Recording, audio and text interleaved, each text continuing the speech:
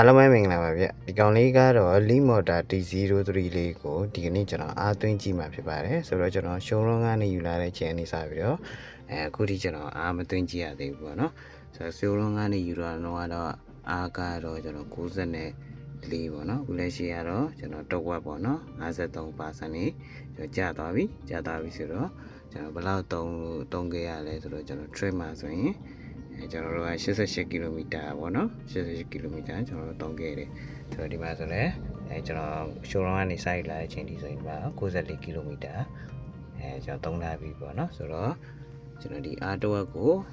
charging ပြန်သွင်းမဲ့ဆိုရင်ပတ်စံဘယ်လောက်ကြာမလဲပေါ့နော်ကျွန်တော်စမ်းကြည့်မယ်ဒီနေ့ကျွန်တော်အားသွင်းကြည့်ပါမယ်ခင်ဗျာcharging ဆက်သွင်းနေပါပြီကျွန်တော် voltage ကတော့420 voltage နဲ့ကျွန်တော် charging ampere က6980 ampere လောက်နဲ့ကျွန်တော်သွင်းပါတယ်ဆိုတော့အခုကျွန်တော်54ဖြစ်သွားပါပြီ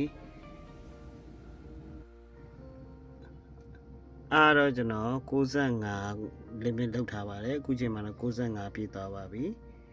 ဆိုတော့ charging ampere ကတော့43လောက်ပဲသွင်းပါတော့တယ်voltage 429မှာ65ပြည့်သွားပါပြီ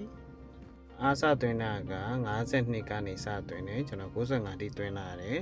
ဆိုတော့43%ပေါ့နော်43%ကိုကျွန်တော်ဘယ်လောက်ပေးခဲ့ရလဲဆိုတော့13500ပေါ့နော်သူကတော့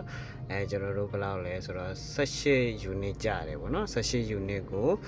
ကျွန်တော်1 unit ကို950နှုန်းနဲ့ကျွန်တော်13500ပေးခဲ့ရပါတယ်ဆိုတော့အားတစ်ဝက်ကိုပုံမှန်အားဖြင့်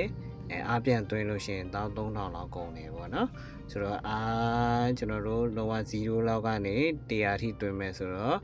ဆိုရင်ကျွန်တော်တို့ပုံမှန်2000ခွဲနဲ့3000ကျလောက်ကျမယ်လို့ထင်ပါတယ်ဆိုတော့အားလုံးကိုကျေးဇူးတင်ပါတယ်ခင်ဗျာ